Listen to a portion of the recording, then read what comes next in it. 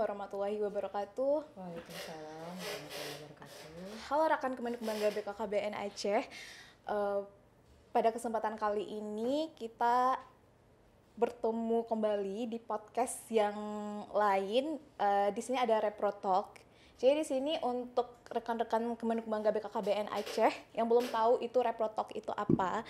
Jadi Repro Talk itu merupakan podcast di bawah naungan Kemenuk Bangga BKKBN Aceh, khususnya di bawah tim kerja akses kualitas layanan KB dan kesehatan reproduksi.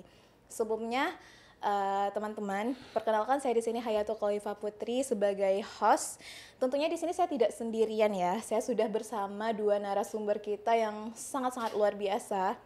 Di sini ada Bapak Dr. Muhammad Jabari MSI. Halo Bapak, apa kabar? Baik, bismillahirrahmanirrahim. Assalamualaikum warahmatullahi wabarakatuh. Terima kasih Kak Putri ya yang telah mengundang kami di sini tentunya dalam podcast pada kesempatan ini. Oke, baik. Selanjutnya ini ada Ibu Bidan kita yang sangat luar biasa, yang sangat berpengalaman di sini. Ada Ibu Iswani SST. Halo, assalamualaikum Dek Putri. Apa kabar Ibu? Baik ya? Baik, alhamdulillah. Oke, udah siap ya untuk di sini mungkin kita lebih ke sharing-sharing ke masyarakat, khususnya di masyarakat di Provinsi Aceh tentang seputar obrolan kesehatan reproduksi, keluarga berencana, kontrasepsi, dan juga sebagainya. Nanti kan kita ada kualitas layanan KB juga, intensifikasi juga gitu. Nah, untuk episode kali ini kita akan bahas tentang reproduksi pada remaja kelompok risiko tinggi gitu.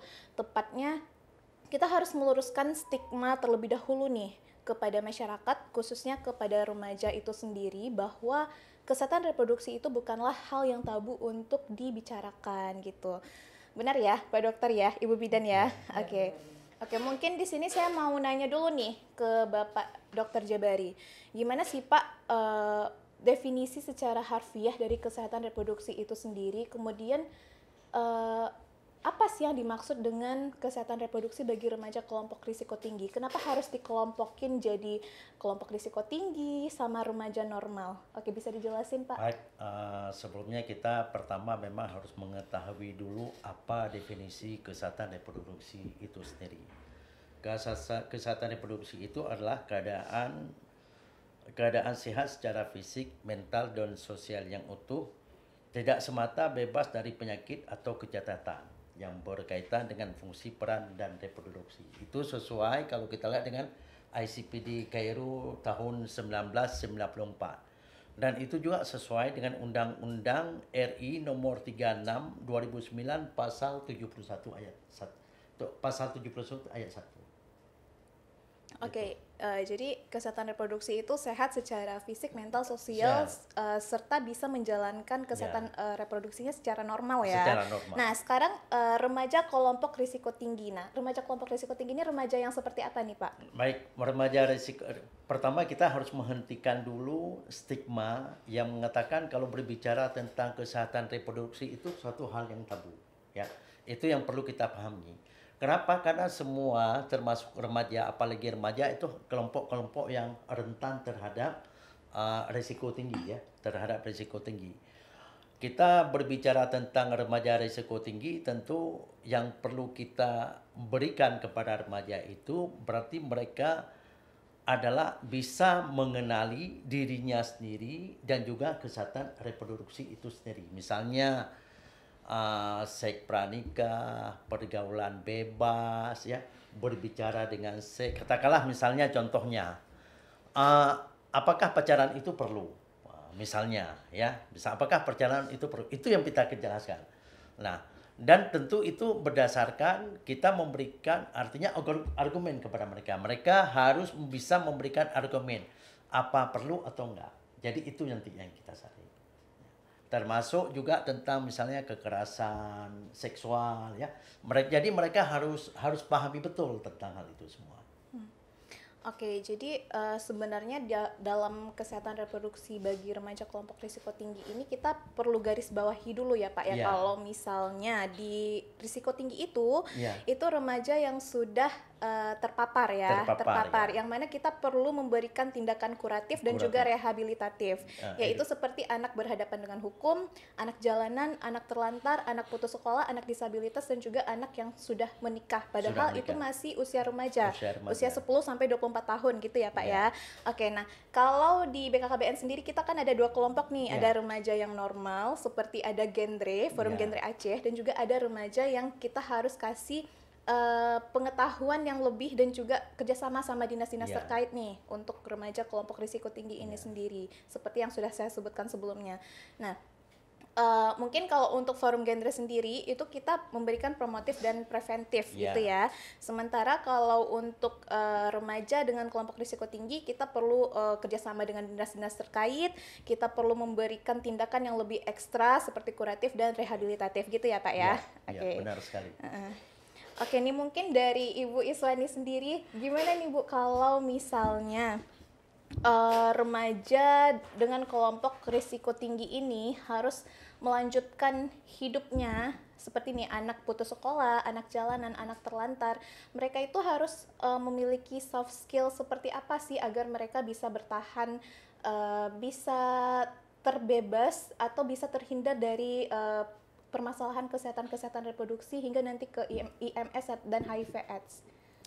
Baik, terima kasih Dek Putri, benar ya yang dari tadi dibilang sama Dokter Jabari, itu ada sangkutnya dengan itu pendidikan juga ya.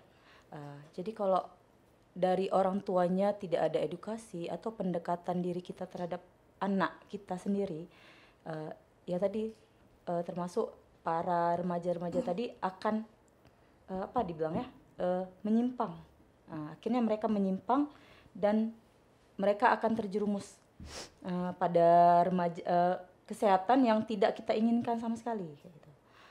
Jadi apa harus kita lakukan? Pendekatan diri dulu. Jadi orang tua harus mendekatkan diri dulu kepada para remaja supaya mereka terhindar dari gimana ya dibilang ya, seks ya. Seks itu jangan sampai terjadi pada mereka. Intinya kita harus memberikan pendidikan yang baik dan memberikan edukasi dulu. Jadi kalau orang tuanya tidak memberikan edukasi dan tidak memberikan perhatian yang khusus, mungkin semuanya akan menyimpang. Mungkin itu deh. Oke, jadi sebenarnya kalau dari remaja itu sendiri tidak luput dari pantauan orang tua, bimbingan orang tua, dukungan orang tua dan lingkungan yang suportif ya di sini. Jadi saya mau nanya nih buat Dokter Jabari juga Ibu Iswani di sini. Sebenarnya untuk kasus di Aceh sendiri itu kan HIV/AIDS-nya tiap tahun meningkat ya. Iya benar. Nah, jadi nggak menutup kemungkinan nih anak kelompok risiko tinggi tadi yang akan terjerumus ke dalam HIV/AIDS itu sendiri. Nah, mungkin ini yang lebih berpengalaman untuk pengetahuan di bidang-bidang. Kalau yang praktek mungkin ke Ibu Iswani atau juga Dokter Jabari nggak menutup kemungkinan nih. Misalnya nih ada anak-anak yang hamil di luar nikah atau seperti kita tahu MBA ya, married by accident. Itu gimana sih cara penanganan yang tepat buat anak tersebut agar dia bisa melanjutkan hidupnya ke depannya? Itu kita kalau misalnya dia datang ya ke kita ya, harusnya kita kasih tempat yang nyaman dulu sama dia. Dan kita buat dia senyaman mungkin dan tidak ada yang mengintimidasi mereka. Jadi dia leluasa untuk terbuka dan kita juga harus membuat privasi. Sebelumnya kita buat privasi dulu, bahwasanya kita buat mereka supaya nyaman dan tidak ada satupun yang mengetahui bagaimana kondisi dia. Karena kan gini ya, HIV itu masih tabu sebenarnya di kalangan masyarakat. Padahal ya, kalau HIV ini sebenarnya, misalnya kita berdekatan nih ya sama orang HIV, orang sudah menghindar tuh. Padahal sebenarnya itu nggak benar, tidak boleh. Padahal kalau kita pegang juga dia tidak apa-apa. Saya tidak apa ya. Sebenarnya kalau kita pegang ini, kita belum tentu kita kena. Jadi ada cara penularannya sebenarnya yang memang kena.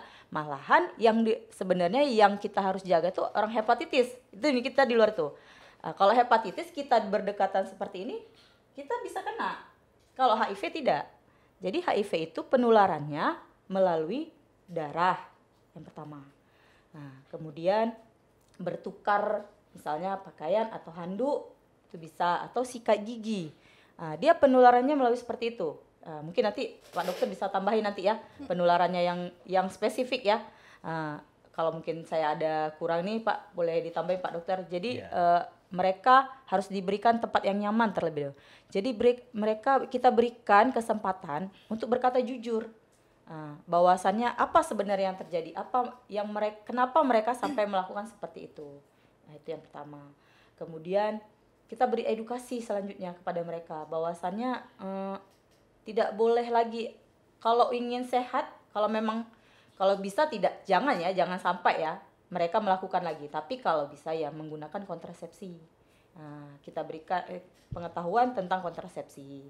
Kemudian kita ada namanya permainan edukasi yang apa Pak namanya tuh yang permainan ular tangga. Alat permainan edukatif. Edukatif itu, seperti itu ada kita berikan. Jadi mereka paham bagaimana sebenarnya apa yang harus dijaga supaya mereka tidak lagi berbuat sesuatu yang memang menyimpang. Okay. Jadi menghindari sudah terkena jangan lagi diberbuat. Jadi kan menyebar jadinya akhirnya. Jadi stop di situ saja. Karena sudah membuat suatu kesalahan jangan lagi berbuat sampai menularkan kepada yang lain. Okay. Mungkin seperti itu. Oke, benar. Tepat sekali ya Ibu Yaswani ya. Mungkin Pak Jabari gimana Pak untuk anak-anak? Ya benar. Pertama tadi udah juga disampaikan. Yang artinya pertama gini, sebenarnya kan siapapun dia, mau remaja, mau orang tua, sesuai ICP di Kairo 1994 itu ada hak-hak reproduksi. Sebenarnya ada 12 hak reproduksi. Salah satunya adalah setiap orang itu memiliki hak untuk mendapatkan edukasi tentang kesehatan reproduksi. Edukasi ini baik itu secara normal ataupun memang yang menyimpang. Itu memang ini. Nah, sekarang kita melihat karena ketabuhan di masyarakat seakan-akan orang malu bertanya. Satu. Kemudian yang kedua, di mana mereka harus mendapatkan terutama edukasi tentang kesehatan reproduksi.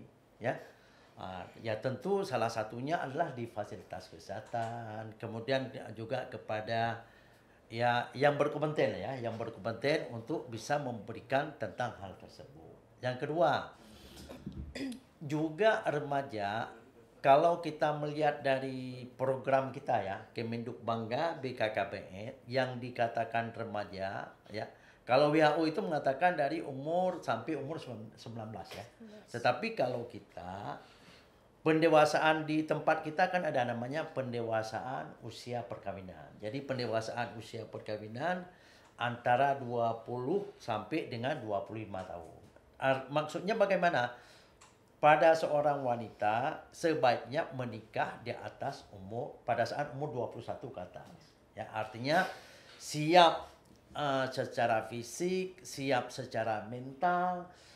Secara fisik artinya bagaimana? Artinya kalau kita lihat perkembangan kesehatan reproduksi ya, terutama panggul pada seorang wanita itu berkembang sempurna itu sampai umur 20 tahun.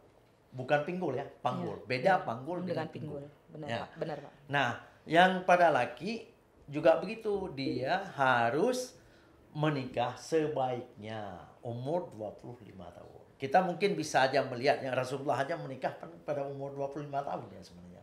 Artinya kesiapan fisik dan mental pada seorang pria itu. Iya.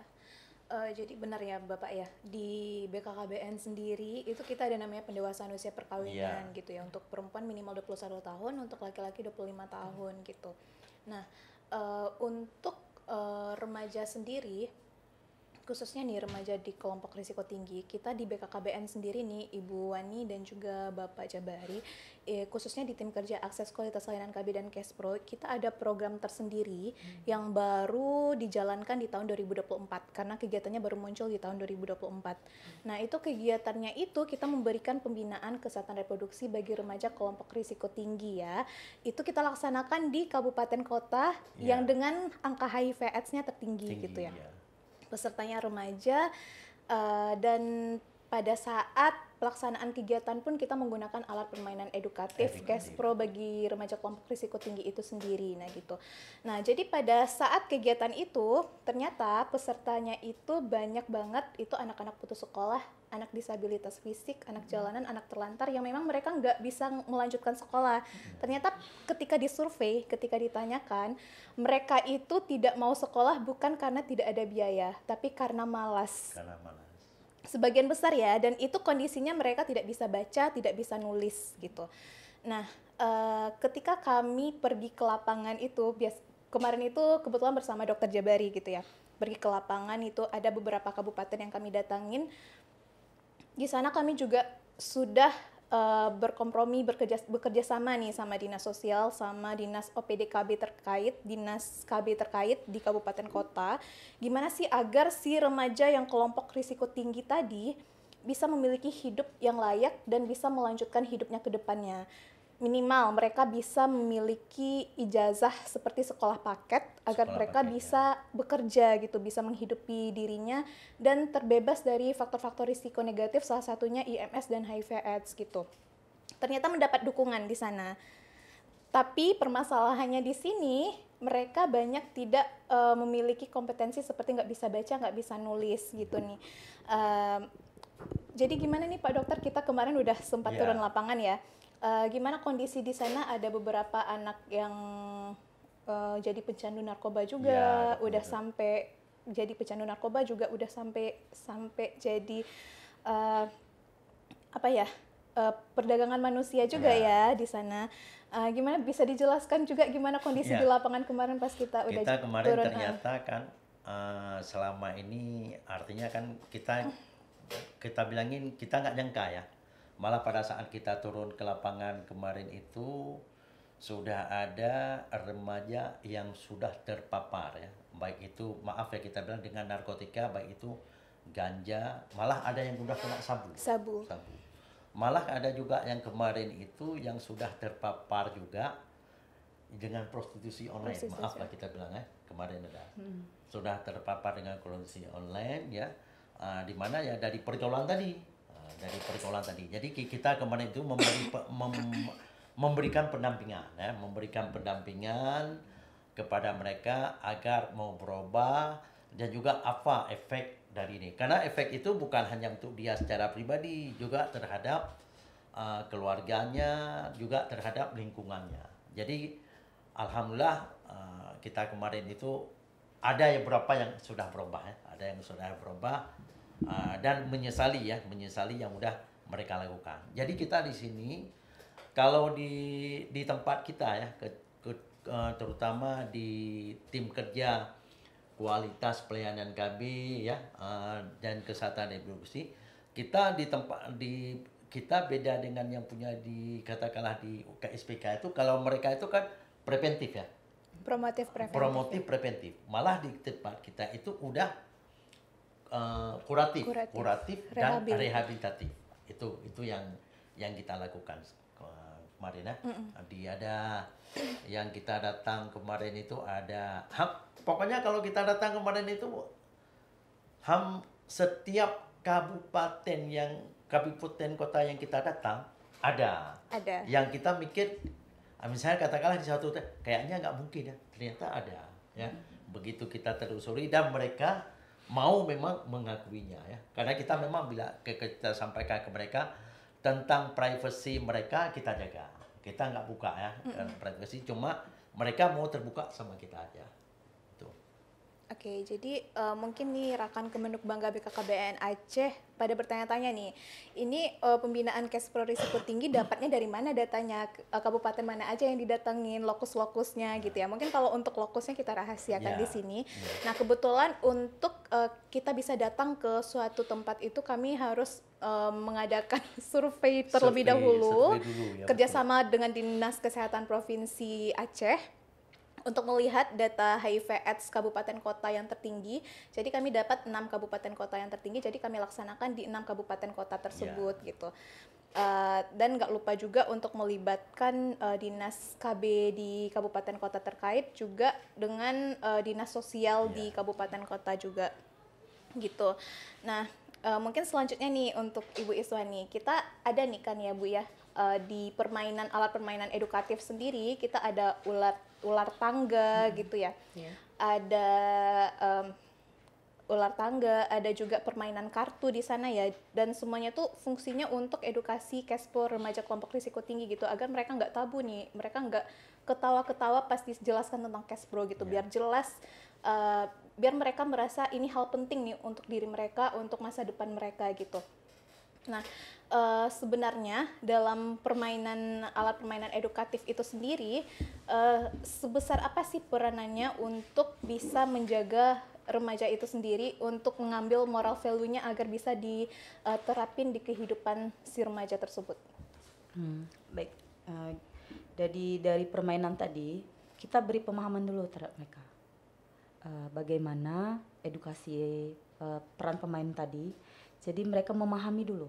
Jadi kalau mereka kita sudah ajari, kalau nggak paham, jadi sama aja. Jadi nggak serta-merta kita berikan langsung mereka akan paham, nggak akan mudah. Sama kayak seperti bayi merangkak berjalan kan. Sama juga mereka yang apalagi pendidikan aja mereka masih, kalau mereka berpendidikan ya, ataupun mereka sebenarnya berpendidikan, tidak ada anak yang nggak berpendidikan. Cuman mereka sedang di fase di mana mereka memberontak pada diri mereka atau kurangnya perhatian ya. Jadi kalau kita kasih edukasi pun untuk mereka pahami itu sangat mungkin lama ataupun lambat mereka paham. Nah, jadi kita kasih pemahaman dulu tentang cara permainan edukasi tadi. Supaya kalau mereka sudah mengerti, mereka paham bagaimana cara memahami permainan edukasi ini, mungkin mereka akan terapkan pada diri mereka. Mungkin itu Dek Putri, atau mereka sosialisasi di lingkungan mereka ya. Apakah kita harus tahu juga apakah orang tua mereka, saudara mereka memberikan pengetahuan juga. Jadi bukan hanya jangan dari kita lah orang luar, tapi dari sekeliling mereka. Jadi kalau peranannya teman-teman mereka juga seperti itu, kita kasih pembinaan, mereka sudah dengar, besoknya mereka bergaul dengan lagi, hilang pasti. Nah, tapi kalau lingkungan mereka juga tempat tinggal mereka, sudah kita kasih paham, oh seperti ini rupanya. Oh yang dibilang dari BKKBN ini, oh seperti ini ya, oh benar nih peran yang permainan edukatif nih. Jadi kalau mereka sudah kita berikan, hanya kita berikan gitu aja tapi actionnya nggak ada, udah sama aja. Hari ini masuk, besok sudah keluar lagi, akan dilakukan lagi pastinya. Nah, jadi peran pentingnya semuanya tuh, peran pentingnya adalah lingkungan sendiri, lingkungan kita itu juga.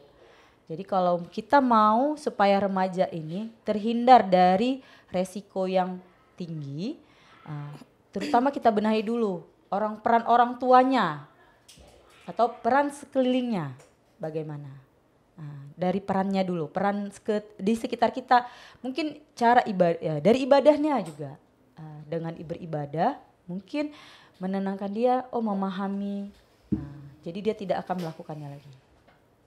Oke, jadi benar banget ya Ibu Iswani ya. Jadi setiap kita memberikan pengetahuan tapi melalui games di sana, kita berharapnya juga ada bimbingan dari orang tua mereka peduli ya terhadap mereka. Abis itu dengan ilmu pengetahuan yang sederhana kita berikan, mereka bisa menerapkan di dalam kehidupan sehari-hari dan bisa share ke teman-teman terdekatnya gitu. Jadi sebenarnya untuk remaja kelompok risiko tinggi ini kan kita juga ada nih bahas tentang nilai, norma, dan budaya ya. Gimana sih mereka itu memiliki hak sepenuhnya atas tubuh mereka. Mereka harus menyetujui terlebih dahulu apabila orang lain mau mengakses atas tubuh mereka, kayak gitu ya. Iya. Gimana Pak Dokter, maksudnya gimana?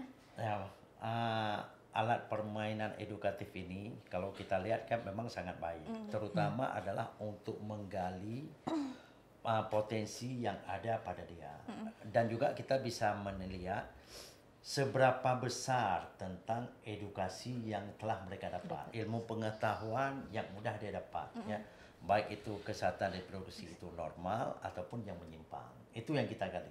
Ya, karena di alat permainan itu kan yang kita gali kita melihat bagaimana potensi dia, misalnya kayak udah pernah saya katakan tadi. Misalnya kita menanyakan apakah berpacaran itu boleh. Nah, jadi yang kita harap kalau boleh apa alasan mereka, kalau tidak pun apa alasan mereka. Nah, kalau memang yang menyimpang, ya tujuan kita lah artinya Ya. akhirnya meluruskan. Oh Benar. ini, ya, Ya, itu Pak. sebenarnya intinya adalah menggali potensi daripada remaja itu sendiri. Iya benar sekali. Jadi dalam untuk memberikan pengetahuan yang simple sebenarnya ya, simple, ya. untuk remaja itu sendiri, terutama kelompok risiko tinggi itu nggak mudah ya, banyak Ya. tantangan kita karena mereka juga bukan orang yang normal yang mau belajar Ya. gitu. Ya. Mereka untuk kita kasih tahu sendiri pun kita punya tantangan Betul. tersendiri. Iya, benar. Iya. Apalagi kalau misalnya ya anak-anak remaja sekarang kan mungkin gini, ada yang di jalan aja sebenarnya itu sudah mengganggu tubuh kita. Ada yang misalnya mengganggu nih ya, bersiul apa ya, kalau yang cowok misalnya ada di pinggir-pinggir kita Catcalling. digijal, iya ya, Ya. itu sebenarnya sudah penyimpangan tuh sebenarnya kita. Apa maksudnya tuh kayak sweet kayak gitu ya. Habis itu sebenarnya kita juga bisa ngadu tuh sama orang di sekitar kita aja. Kadang kan kita lewat tiba-tiba orang yang di pinggir jalan menyentuh kita. Kadang kita takut mau bilang, yang kebetulan yang lewat besar orangnya, dan kebetulan kita mau bilang mengadu tapi nggak berani. Nah, jadi sebenarnya kita punya hak atas tubuh kita sendiri. Kita boleh kok ngadu sama orang di sekitar kita atau siapa yang kita lihat, tolong Pak, saya ada yang mukul saya nih Pak. Itu kan sudah penyimpangan juga tuh. Kenapa dia berani nyenggol-nyenggol kita? Nah, apalagi kita masih remaja ya. Kalau ada anak remaja yang kayak itu, mungkin orang tua ada apa? Kenapa dipukul? Atau apanya? Kadang banyak ya fenomena yang di luar, yang maaf sebelumnya, yang dipegang payudaranya tiba-tiba lewat. Dia pengen berteriak tapi nggak bisa. Gimana caranya? Itu kan miris kita lihat sebenarnya. Jangan sampai terjadi pada anak-anak kita nanti ke depan. Kita boleh kok berteriak, tolong kayak gitu kan. Jadi orang di sekitar kita pasti itu penyimpangan tuh kan yang di luar sana yang menyentuh tubuh atau yang memang berbuat nakal. Di luar sana banyak orang yang akan bantu kita juga. Dia juga punya anak. Jadi pasti kalau ada yang memegang atau boleh kok kita minta tolong sama orang lain di sekitar kita. Pasti orang akan menolong kita. Nah, itu sih, Dek. Iya, jadi sebenarnya untuk melindungi diri dari kekerasan seksual itu salah Iya. satunya ya. Jadi kalau misalnya kita mengalami, Iya. sesegera mungkin untuk mencari bantuan Iya, dan melaporkan gitu ya. Jangan diam aja. Jangan diam ya. Kadang diamnya kita itu malah mengganggu psikis kita. Jadi kita kan gini, kenapa tadi seperti ini ya? Kenapa aku nggak adu? Jadinya kan menjadi anak itu sendiri jadi murung ya. Iya. Nggak mau takut, mau keluar aja kita sudah takut karena Iya. kita aja nggak berani untuk mengadu, apalagi membiarkan diri kita disentuh. Iya. Kayak gitu. Jadi lebih baik kita mengadu saja. Jadi kita sudah lepas nih emosi kita. Saya tadi Om atau Om Pak Bu diapain tadi sama orang yang lewat itu. Mungkin bisa dikejar atau mungkin besoknya lagi orang sudah melihat nih, oh di sekitar sini tadi. Masih tanda nggak? Oh saya tanda nih. Mungkin akan dapat lah kayak gitu. Mudah-mudahan tidak terjadi ya. Semoga tidak ada lagi seperti kita ada orang lewat dipegang-pegang gitu, semoga nggak ada lah. Ya, kita mudah-mudahan berharapnya tidak ada lagi kekerasan dan tidak ada lagi yang menyentuh bagian yang memang bukan harus dipegang-pegang sama anak-anak remaja di luar sana. Oke. Jadi nih Ibu Iswani juga Pak Dokter masih bicara tentang melindungi diri dari kekerasan seksual. Jadi sebenarnya kan untuk remaja kelompok risiko tinggi sendiri itu sangat rentan ya untuk terkena kekerasan seksual, pelecehan seksual gitu ya. Terutama pada anak disabilitas karena mereka nggak tahu apa-apa gitu ya. Bahkan untuk edukasi mereka sendiri, mereka mengira saat mereka datang menstruasi untuk pertama kali, mereka mengira bahwa diri dia itu lagi diare, bukan menstruasi gitu. Nah mungkin nih untuk Pak Dokter, gimana sih Pak kita bisa menegaskan dan menekankan kepada anak kelompok risiko tinggi dalam artian kepada anak disabilitas, mereka itu mengetahui nih kalau mereka itu sudah memasuki masa puber, habis itu mereka lagi menstruasi kayak gitu. Apa yang harus kita ajarkan kepada mereka gitu pada pertumbuhan dan perkembangan remaja? Baik, remaja tentu kan terjadi perubahan ya pada diri dia, baik itu secara fisik, mental, dan sosial. Pertama masalah menstruasi dulu. Benar seperti Bu tadi Kak Putri ceritakan, kadang-kadang pertama kita lihat definisi pubertas. Apa sih pubertas? Kemudian apa yang perlu? Jadi kita kadang-kadang kan terpaku kepada umur. Memang pada umumnya, misalnya kalau wanita itu pubertas itu adalah umur katakanlah 11 tahun sampai 17. Itu masa pubertas. Kemudian laki umur 13. Padahal bukan itu yang dipatokan. Misalnya, kapan seorang perempuan itu dikatakan pubertas? Kapan dia pada saat menstruasi pertama. Oh, katakanlah jadi bukan berpatokan umur, jadi berpatokan kapan dia menstruasi pertama. Katakan apalagi dengan sekarang gizi bagus, semua bagus. Mungkin kalau dulu kan dikatakan perempuan baru mulai menstruasi mungkin udah kelas 2 SMP ataupun kelas 3 SMP. Tapi kalau sekarang malah ada anak yang kelas 5 ataupun 6 SD sudah mulai menstruasi. Artinya sudah masa pubertas. Sementara kalau pada seorang pria, kapan dikatakan pubertas? Pada saat kapan dia mimpi basah pertama sekali. Artinya mimpi basah, tidak mungkin dong dia mimpi manjat tebing tiba-tiba mimpi basah, enggak ya. Pasti dia mimpi terhadap lawan jenisnya. Ya. Nah, itu. Jadi itu perlu kenapa itu perlu pada laki? Kadang-kadang dia nggak tahu mimpi basah sehingga apa? Padahal kalau mimpi basah itu wajib ya, misalnya katakanlah mandi wajib. Karena dia nggak tahu sehingga tidak melakukan mandi wajib. Nah, itu. Jadi patokannya saya ulangi sekali lagi, pubertas pada seorang wanita dilihat kapan dia menstruasi pertama. Sementara pubertas pada pria kapan dia mimpi pertama kali. Itu yang sangat perlu. Kemudian juga tadi menyinggung tadi yang ini, kita juga harus menginikan ya tentang masalah kekerasan. Kita harus bisa mengatakan proteksi diri ya. Artinya proteksi diri salah satu dari badan dia, tubuh dia, mana yang bisa dipegang, mana yang tidak bisa dipegang. Benar, ya. benar. Itu memang harus kita sampaikan. Harus kita sampaikan. Itulah perlunya pendidikan kesehatan reproduksi, baik itu yang normal ataupun yang menyimpang tadi, yang berisiko. Saya tambahin boleh, Dek? Iya, boleh. Tadi kan yang untuk disabilitas ya. Untuk disabilitas. Jadi itu sebenarnya kembali lagi ke peran orang tua. Apalagi anak disabilitas, mereka kita kan bisa lihat tuh anak disabilitas bermacam-macam ya, nggak semuanya paham bagian tubuh mereka. Jadi disitulah peran orang tua. Nah, kalau misalnya orang tuanya kurang paham, dia bisa berkonsultasi lebih dahulu kepada atau dia ke dokter atau ke psikologi ya, khususnya mungkin psikologi aja. Jadi bisa bukan anaknya yang dibawa, tapi orang tuanya dulu. Ini apa ya harus saya lakukan ya dokter atau ibu terhadap anak saya yang kemungkinan akan menjadi remaja dan datang menstruasinya. Apa yang harus saya lakukan? Jadi terutama peran orang tuanya. Jadi kalau orang tua dia waktu saat anak itu mengalami menstruasi ataupun nanti yang laki-laki dan perempuan, peran orang tuanya lah. Jadi sebelum anak itu mendapatkan menstruasi atau mimpi basah, kita edukasi dulu anak kita. Jadi sewaktu-waktu anak itu, jadi benar dibilang Pak Dokter, kita nggak bisa bilang umur berapa ya Pak ya. Yeah. Nah, tapi kapan datangnya kan kita nggak tahu. Jadi saat anak itu sudah dikasih pendidikan, anak kelas 1 mungkin oke. Dia masih belajar mengenal, memahami, masih belajar membaca, masih menulis.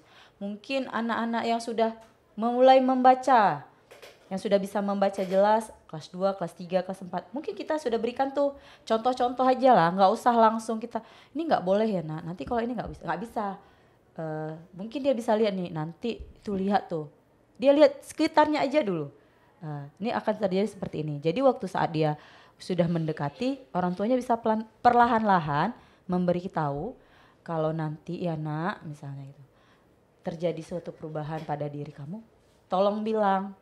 Jadi itulah gunanya orang tua, gunanya keluarga. Jangan hanya ya kita fokus memang pada orang tua dulu, anak-anak yang memang memiliki orang tua. Tapi kalau nggak punya orang tua gimana? Dengan siapa mereka mengadu? Kayak gitu. Kan kita lihat tuh mereka tinggal dengan siapa. Jadi dia bisa bilang tuh, aku hanya punya tante atau aku tinggal dengan kakak. Ya kakaknya juga harus paham nih, adiknya disabilitas. Jadi kakaknya juga nggak bisa harus, ya itulah gunanya keluarga. Kita nggak bisa biarkan anak-anak itu sendirian, apalagi yang disabilitas. Makanya lah kita berharapnya tidak ada lagi kekerasan reproduksi yang bisa berdampak pada anak kita atau orang-orang di luar remaja yang kita ketahui lah. Jadi peran kita itu sangat penting, bukan hanya orang tua, peran seluruh orang tua di luar sana itu sangat penting. Dan jangan sampai malah guru yang menjadi menjadi pelakunya ya. Harusnya dia memberitahu. Itulah peran orang tua itu kan bukan hanya orang tua kita kan, bisa guru, bisa guru mengaji, tapi kok malah yang kita dengar bukan malah itu mereka yang melakukannya gitu. Kalau bisa jangan. Harusnya mereka memberitahu apakah sudah remaja, umurnya sudah berapa kan bisa ditanya. Apa ada nggak perubahan dalam diri kamu? Ya kalau yang perempuan dengan guru yang perempuan, kalau laki-laki harusnya mereka mengajari nih, bukan mereka menghajar ya, bukan menghajar anak-anak remaja kita jadi rusak jadinya. Jadi yang perusak itu sebenarnya siapa kan gitu. Kadang kita bilang nggak bisa kita bilang bahwasannya padahal di dekat kita sendiri yang merusak diri kita. Makanya kita harus sebagai orang tua, disitulah perannya orang tua lah yang sangat penting sebenarnya. Kalau masih ada orang tuanya, peran orang tua itu sangat penting. Sebelum anak itu keluar dari rumah, bukan kita bukan guru anak, tapi memberikan nasihat, memberikan saran itu sangat penting. Jadi apa yang kita lakukan di rumah, dia tuh sebenarnya peniru ya, anak-anak itu peniru. Jadi apa yang kita ucap, apa yang kita doa, semoga anak-anak itu kan terhindar dari kekerasan di luar sana. Jadi kita harap anak yang disabilitas sebelum dia beranjak dewasa ataupun remaja diberikan pengetahuan dulu, atau dia baca buku lah gitu, buku-buku komik-komik tuh yang tentang remaja kan banyak tuh sekarang. Coba baca dulu nak, kan dia pasti punya pertanyaan tuh, ma ini apa ya? Oh ya, jadi kalau kita kasih, dia aja belum pernah lihat tuh atau belum pernah mendengar, tapi kalau dia baca tapi itulah buku, edukasi buku itu juga kan ada di situ. Apa ya ini mah? Jadi waktu dia tanya orang tuanya sudah tahu. Oh ini seperti ini. Jadi mereka jadi nggak takut lagi. Jadi bagaimana perannya, bagaimana anak supaya mengetahui dia itu menstruasi ya dari peran orang tua itu sendiri, peran sekeliling dia. Gitu deh. Iya, benar ya Ibu ya. Jadi sebenarnya kalau untuk anak disabilitas sendiri, untuk menghindari mereka dari pelecehan atau kekerasan seksual itu, mereka itu harus ada pendampingnya, kemana-mana harus ditemanin, dan apabila misalnya di satu waktu harus terpaksa pergi sendiri, itu mereka harus segera mencari bantuan dan melaporkannya gitu ya. Dan untuk anak disabilitas sendiri itu memang kita butuh peranan khusus, bantuan dari orang terdekat mereka seperti orang tua, tante atau siapapun yang lebih tua untuk mendampingi mereka gitu, untuk menemani masa-masa remaja, masa pubertas mereka. Karena kalau masa remaja itu memang masa yang sangat penting ya dalam siklus kehidupan manusia, karena pada masa remaja itu masa peralihan dari masa anak-anak menuju dewasa gitu. Jadi nggak boleh hilang nih di sana peranan penting untuk mereka bisa mendapatkan jati diri mereka itu sendiri gitu. Nah mungkin kita bisa nih lanjut ke anak risiko tinggi ini sendiri. Anak ini mungkin konteksnya nggak cuma disabilitas. Di sini ada anak putus sekolah, anak jalanan, anak terlantar, dan juga anak yang sudah menjadi orang tua yang terpaksa menikah muda gitu ya karena kecelakaan.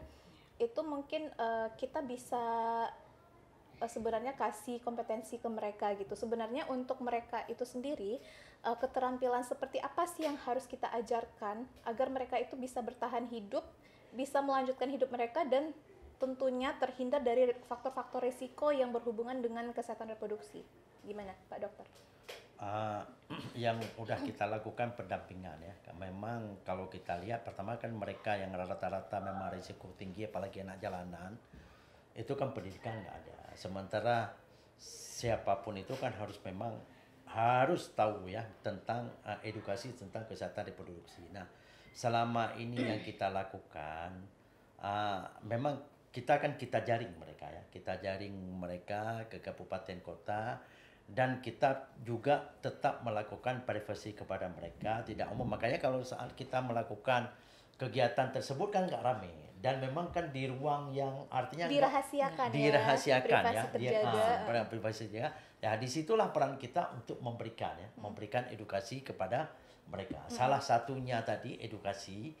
Karena kita tadi melihat ada juga yang malah ada yang nggak bisa membaca. Iya. Maka itulah perlunya API tadi. Nggak bisa baca, nggak bisa nulis ya. Malah ada yang nggak bisa baca, nggak bisa nulis ya. Gitu. Itu. Makanya perlunya alat permainan edukasi Cashpro tadi. Ya, betul. Dan karena dengan itu kan mereka lebih mudah mengingat ya. Ya. Dengan permainan-permainan itu mereka lebih mudah mengingat ya. Karena di situ kok bercampur tuh. Ada yang sudah terpapar berat, ada yang hampir terpapar, ada yang bisa membaca, ada yang sama sekali tidak bisa membaca ya. Jadi dengan permainan-permainan itu dia bisa melihat dan mereka bisa kolaboratif ya sesama mereka sehingga yang tidak bisa baca pun bisa mendapat informasi tersebut. Ya. Oke, gimana Ibu Wani? Itu sambil mengenalkan yang kontrasepsi ya pada mereka ya. Jadi mereka tidak terjerumus lagi. Jadi jangan sampai terulang kedua kali. Jadi kita kenalkan lah. Apalagi sekarang umur 18-17 tahun sudah hamil muda. Saya bilang MBA ya. Jadi jangan sampai. Apalagi itu resiko itu yang termasuk resiko tinggi ya. Jadi setelah melahirkan gimana supaya jangan hamil lagi. Kita kenalkan kontrasepsi pada mereka. Supaya terhindar dan tidak terjadi hamil lagi. Itu aja. Jadi sebenarnya nih ya Pak Dokter sama Ibu Wani dari tim kerja akses kualitas layanan KB sama Cashpro ini merupakan salah satu program juga podcast ini agar bisa nantinya disebarluaskan oleh tenaga lapangan kita seperti penyuluh KB dan juga PLKB gitu ya, dan juga TPK, kader-kader kita, agar anak-anak yang memang risiko tinggi ini bisa melihat sendiri video edukasi ini untuk mereka bisa kan mereka punya punya smartphone, rata-rata punya smartphone tapi nggak bisa baca, nggak bisa nulis gitu ya. Jadi dengan adanya video ini mereka bisa nonton, bisa melihat gitu ya. Oh, ternyata seperti ini ya Cashpro itu gitu. Aku harus gimana? Aku harus butuh pendampingan, aku harus belajar yang kayak gini gitu agar mereka terhindar dari paparan dan faktor risiko yang negatif itu sendiri gitu. Nah, selanjutnya untuk remaja kelompok risiko tinggi itu sendiri, kita ada nih beberapa topik-topik yang kita ajarkan ke mereka gitu. Salah satunya itu ada nilai norma budaya, ada jenis kelamin gender, melindungi diri dari kekerasan seksual, dukungan dari pemerintah, perilaku seksualitas, dan juga tentang penyakit menular seksual gitu-gitu. Nah, jadi semua materi-materi itu terakumulasi dengan tujuan agar mereka bisa memiliki soft skill untuk bertahan hidup ke depannya gitu. Ya, benar sekali. Nah, mungkin ini Bapak Dokter Jabari, kita bisa sharing-sharing ke teman-teman Kemenduk Bangga BKKBN Aceh dari segi Cashpro untuk remaja itu sendiri, apa sih sebenarnya yang mereka harus ketahui? Ini untuk remaja secara umum ya, mereka yang harus ketahui agar mereka itu nanti selain yang ada di triad KRR di kita ya, yang mereka harus ketahui secara Cashpro agar mereka nanti bisa memiliki masa depan yang cerah, habis itu nanti memiliki rumah tangga yang usia reproduktifnya yang sesuai dengan yang diinginkannya gitu, yang positif gitu. Gimana? Ada pesan-pesannya nggak gimana? Yang pertama ya, setiap remaja itu dia memang harus mencari informasi yang benar ya tentang kesehatan reproduksi. Itu yang paling utama. Dia harus mencari di mana. Dan tugas kita kalau memang dia datang, ya kita harus memberikan edukasi tentang K10. Itu yang pertama. Memfasilitasi ya. Fasilitasi, kita memfasilitasi. Yang kedua, yang memang saya ulangi lagi, mereka harus memahami betul tentang pendewasaan usia perkawinan. Ya. Pendewasaan usia perkawinan di mana seorang perempuan itu 20 tahun, 21 tahun, laki-laki itu 25 tahun. tahun. Jadi dia harus tahu betul itu. Nah, seandainya terlanjur lah dia, misalnya katakanlah dia udah terlanjur menikah ya, umur 18 tahun, kan nggak mungkin kita suruh cerai. Nah, bagaimana sebelum umur 21 tahun ini? Nah, itu yang kita ini kalau bisa sebelum 21 tahun, tunda dulu artinya memiliki anak, ya tentu dengan cara pemakaian kontrasepsi yang aman. Yang aman ya, tentu yang tidak hormonal, yang aman ya, normal bisa dengan katakanlah dengan tahu dia masa subur ya, tahu masa subur, kapan boleh memiliki anak, kapan tidak, itu kan salah satu cara ya. Terima kasih. Iya, kalau Ibu Wani sendiri gimana Bu? Kita mengingatkan kembali ya bahwasannya peran orang tua, kitalah peran utama bagi anak. Nah, yang pertama itu kitalah peran orang tua. Jadi kita harus memberikan sedini mungkin edukasi tentang reproduksi. Kesehatan reproduksi itu bagaimana. Jadi jangan tabu, karena masih tabu ya di luar sana mungkin ya. Apalagi mungkin di yang orang-orang tua masih nggak boleh tuh, jangan dulu. Padahal sebenarnya harus diberitahu sedini mungkin. Apalagi sudah dia sekolah, dia sudah mengenal dunia luar, harus sedini mungkin kita kasih tahu. Jadi jangan lagi takut untuk kasih tahu sama anak tuh, oh bukan, nggak ada tuh, nggak benar. Jangan bilang nggak benar, tapi kita berikanlah pengetahuan pada mereka yang sebenar-benarnya, jangan ditutup-tutupi lagi. Itu tidak boleh. Jadi peran orang tua di sini sangat penting. Bagaimanapun tentang kesehatan anak kita pada remaja itu semuanya terkait pada pendidikan ataupun informasi yang kita berikan terhadap anak. Jadi peran utama orang tua sangat penting. Jadi jangan sampai anak-anak hamil di luar nikah, dia tidak tahu lagi, itu biasa tuh dipegang-pegang atau kekerasan tuh udah biasa buat mereka. Karena mereka nggak ada pendidikan. Nggak apa-apa kok Bu kata ini. Nggak apa-apa kok kami sudah biasa. Nggak ada lagi. Kita harapkan tidak ada lagi. Nah, jangan sampai anak kita mendapatkan perilaku atau mendapatkan perlakuan yang tidak adil terhadap tubuh mereka. Semoga di luar sana anak-anak sudah mendapatkan ilmu dan mendapatkan informasi yang sebenar-benarnya tentang kesehatan reproduksi. Jadi bagi orang tua sedini mungkin diharapkan memberitahu tentang kesehatan reproduksi pada remaja. Oke, jadi peran orang tua penting, kemudian informasi yang valid juga penting dengan mengunjungi layanan kesehatan atau juga tenaga kesehatan gitu yang berkompeten di bidangnya ya. Kemudian juga perlu untuk memutus stigma dari bahwa informasi kesehatan reproduksi itu bukan hal yang tabu untuk diberitahu, untuk dipelajari gitu ya. Walaupun masih usia remaja gitu, bahkan di usia remaja itulah hal yang terpenting untuk mereka tahu gitu ya. Itu bukan hal yang tabu gitu ya. Oke, mungkin ini Bapak Dokter, Ibu Bidan, kita udah masuk ke akhir sesi.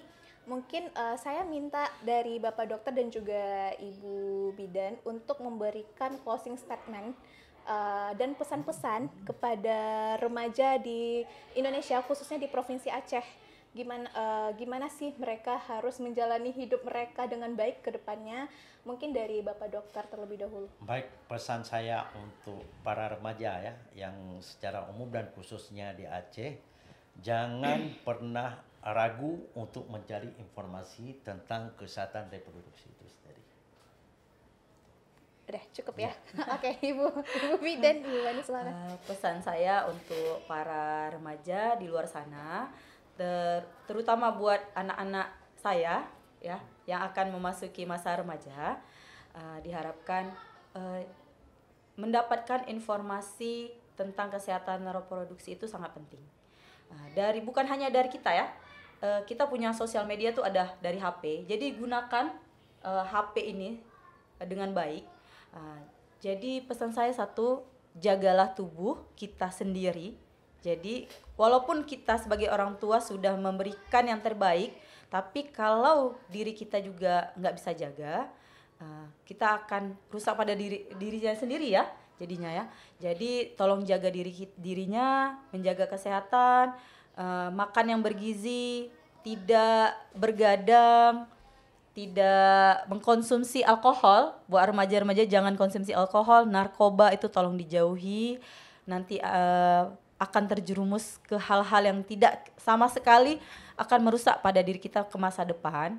Jadi diharapkan para remaja tolonglah jaga diri kita sendiri dari orang-orang yang toksik ya, termasuk toksik yang memang udah yang mempengaruhi kita tidak baik, itu tolong dihindari. Jadi kalau kita sudah terhindari, semoga kesehatan kita, diri kita terhindari dari hal-hal yang tidak sama sekali kita inginkan. Oke, mungkin closing statementnya luar biasa sekali ya, Bapak Dokter sama Ibu Bidan. Mungkin di sini saya mau menambahkan nih buat adik-adik remaja, khususnya untuk remaja kelompok risiko tinggi di sini, untuk kalian itu kalian masih memiliki kesempatan yang sangat-sangat banyak untuk bisa melanjutkan hidup yang lebih berkualitas ke depannya gitu.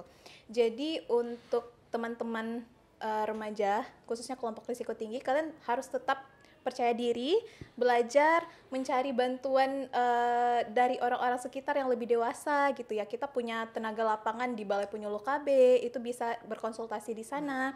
Kemudian bisa ke dinas sosial juga dan juga ke OPD KB kabupaten kota setempat gitu. Jadi apapun itu, selagi itu positif, teman-teman bisa untuk mencari bantuan, mencari ilmu pengetahuan yang valid di tempat-tempat yang memang sudah tervalidasi kalau di sana bisa kita mendapatkan ilmu pengetahuan yang berkualitas gitu. Dan teman-teman jangan pernah menyerah untuk melanjutkan pendidikan. Kalau ada sekolah paket, silahkan diikutin. Kalau misalnya ada untuk kelas membaca, menulis, silahkan. Selagi itu positif, teman-teman bisa untuk menambah kapasitas teman-teman itu sendiri gitu. Dan kami juga dari tim kerja akses kualitas layanan KB berharapnya memang untuk video edukasi kita, khususnya untuk podcast hari ini gitu ya, bisa tershare untuk seluruh kalangan di kabupaten kota sampai ke tingkat desa, kecamatan desa gitu ya. Oke, mungkin untuk terakhir nih Bapak Jabari dan Ibu Wani, kita bisa nih untuk pakai jargon kita, berencana itu keren, boleh ya? Oke, jadi kalau saya bilang Kemenduk Bangga BKKBN, berencana itu keren. Oke, 1, 2, 3, oke. Kemenduk Bangga BKKBN Aceh, berencana itu keren. Oke, terima kasih teman-teman yang sudah menyaksikan podcast kita pada hari ini. Terima kasih kepada narasumber kita yang sangat luar biasa, Bapak Dr. Muhammad Jabari dan juga Ibu Iswani Terima SST. kasih Putri. Sampai jumpa kembali di podcast Reprotalk di episode selanjutnya. Saya Putri sebagai moderator pada kesempatan kali ini. Mohon maaf apabila ada kesalahan. Wassalamualaikum warahmatullahi wabarakatuh. Waalaikumsalam.